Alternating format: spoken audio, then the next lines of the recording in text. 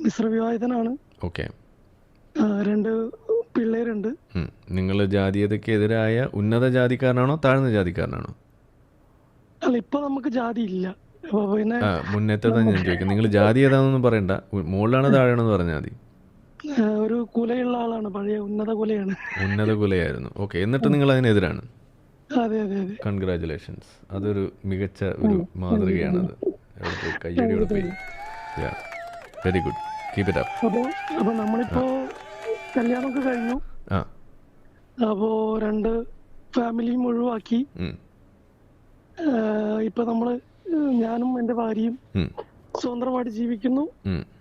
രണ്ട് കുട്ടികളുണ്ട്. അവർക്ക് അവരെ ജാതി ഇല്ലാതെയാണ് വളർത്തുന്നത്. നിങ്ങൾ സിനിമയിലെങ്ങനെ അഭിനയിക്കുന്ന ആളോ? ഏതോ ഒരു സിനിമ നടന്റെ ഒരു ശബ്ദം പോലെ. അല്ലാതെ ഇപ്പൊ തൊണ്ടയ്ക്ക് ചെറിയൊരു പ്രശ്നമുണ്ട്, അതുകൊണ്ടാണ്.